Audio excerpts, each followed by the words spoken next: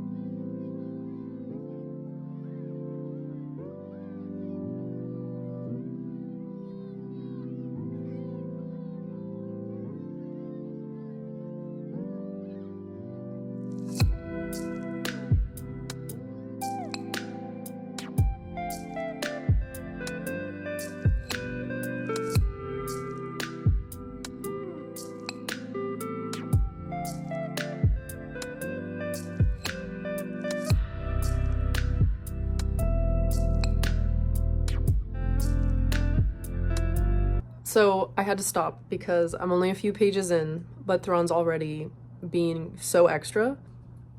Very Thrawn. It is the pattern of all life to move on, Ben reminded him. You too will face this same journey one day.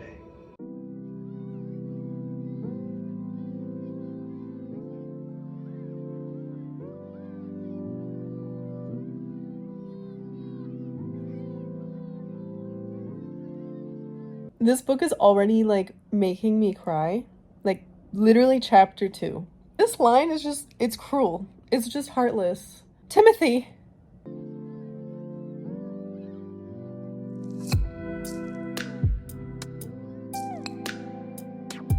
Can I just say that Leia is even more mean when she's pregnant? Merlin Cam. Merle! Merle, Merle!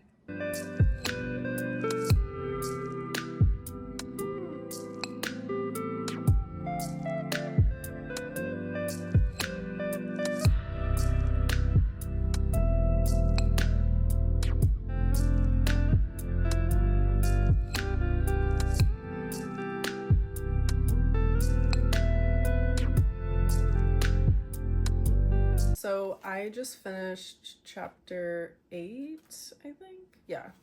So I read almost 100 pages, which is kind of crazy. I have not read this much in a very long time. It was really good.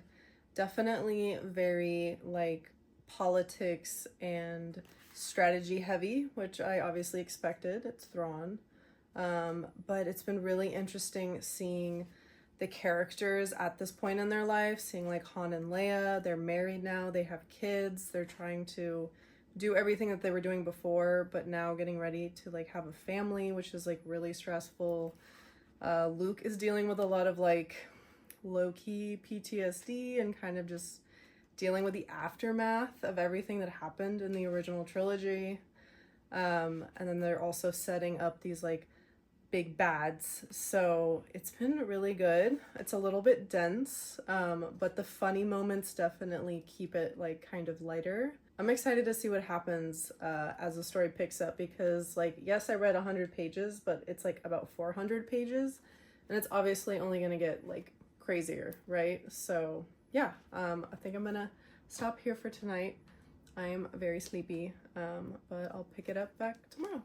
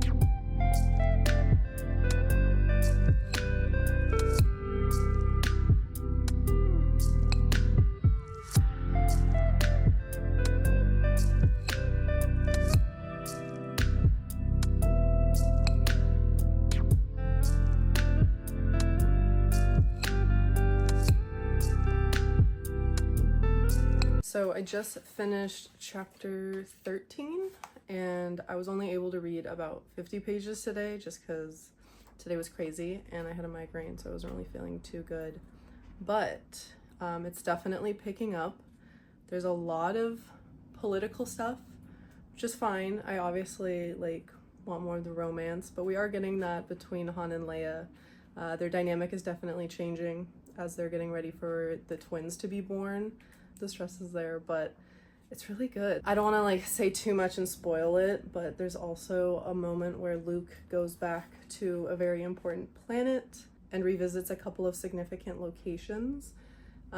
So that was really cool. I personally love when characters and stories go back to significant places and kind of show how different they are now. And like how the place has either stayed the same or changed, and how they've stayed the same or changed. So I personally really appreciate that. I think my favorite part so far is definitely the Han and Leia banter. I feel like Timothy like really got that down. And it's a really nice balance of like the politics being very serious and then Han and Leia just doing their usual stuff. So yeah.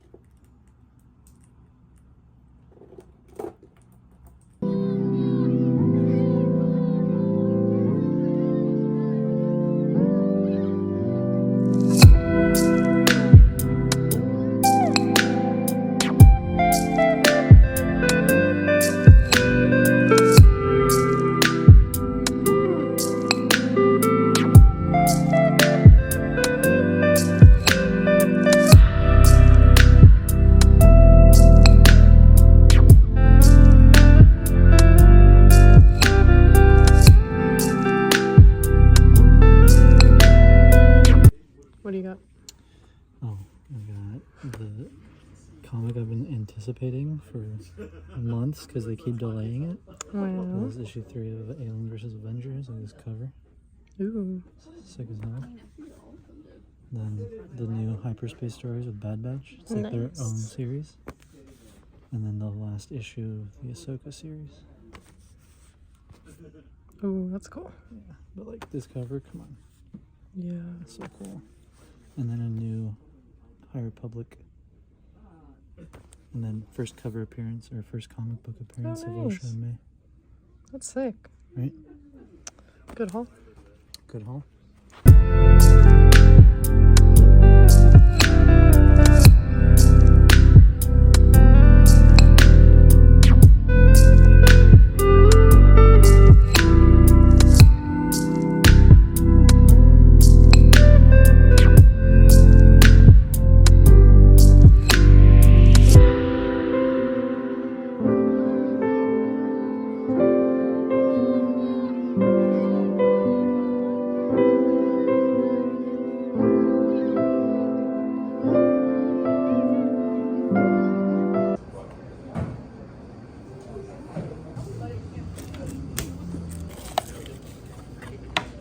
Yummy. Things are finally getting juicy. We are now in chapter 18, I think. Yes. And Luke has just met a certain redhead. It's gonna get crazy. This chapter is like one of the longest chapters in this book. So yeah, let's read it.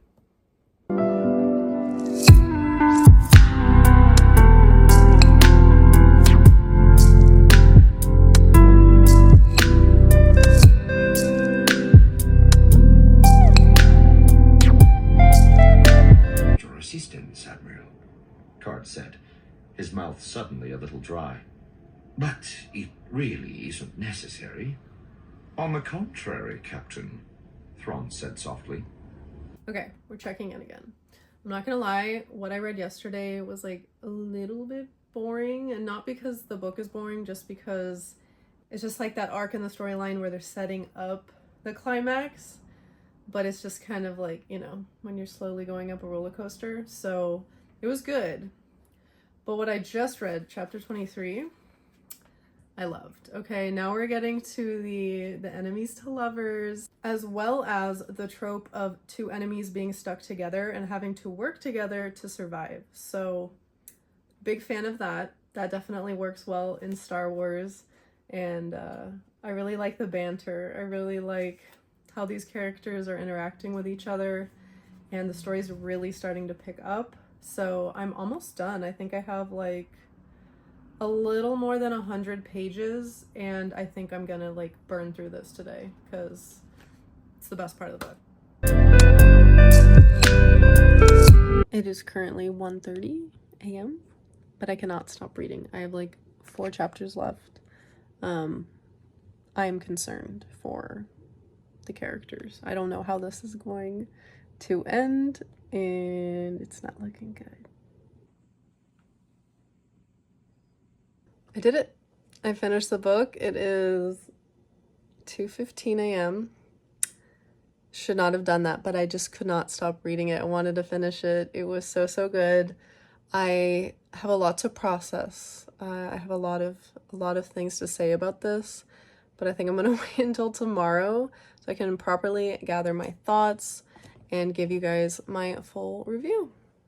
Okay, now it is time for my review. I am going to be including spoilers, so if you don't want to get it spoiled and you want to read the book yourself, skip ahead.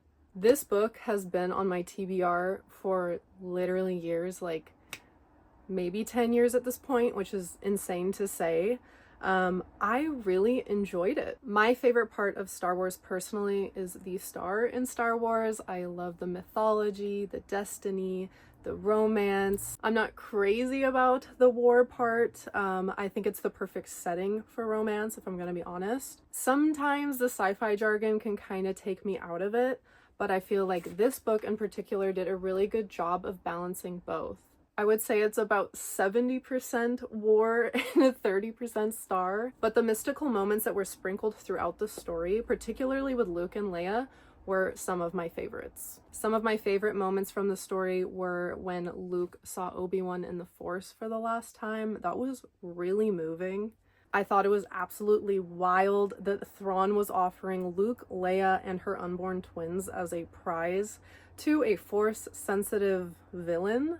I thought that was really cool, very crazy, but it made for a really interesting villain. One of my favorite moments from Rise of Skywalker was the 30-second clip we got of Luke training Leia. So all of those moments in this book were really special to me. I mentioned this earlier in my video, but I was very vague, but one of my favorite locations that they visited was Dagobah. I love that Luke returned to Dagobah and had another vision in the dark side cave. And I think it's really cool that as the story went on, he realized that the brooding character that he couldn't really make out in his vision was Mara Jade. Also, lore-wise, I loved learning that the dark side cave helped cover Yoda's light side presence on Dagobah. That's so cool. And of course, we have to talk about Luke and Mara. The chemistry they have is insane. It's enemies to lovers, it's enemies having to band together to survive, and it's crazy how much rage she has towards him. And it's honestly funny seeing him what did I do? He has no idea until, later in the story it's revealed. I'm really looking forward to reading more of their story, more of their romance, and seeing how they eventually end up married. Of course, I have to mention the Lady Vader moment. There are aliens that used to worship Darth Vader during the Empire. One of them is tasked with finding Princess Leia later on, and they treat her like royalty. They call her Lady Vader. And they're pretty much like, how we treated Vader, we're gonna treat you. Which I thought was so cool because I have a Lady Vader cosplay, which is just a gender-bent cosplay. But it was really cool seeing that side of Leia because yes, she is a princess of Alderaan, but she's technically also Lady Vader. And to finish things off with probably the craziest reveal ever, of course I already knew this, but reading the story, it really did hit. Learning that Mara was the personal assassin of Palpatine, trained in hand-to-hand combat, lightsaber duels, a really good shot, as well as a great pilot.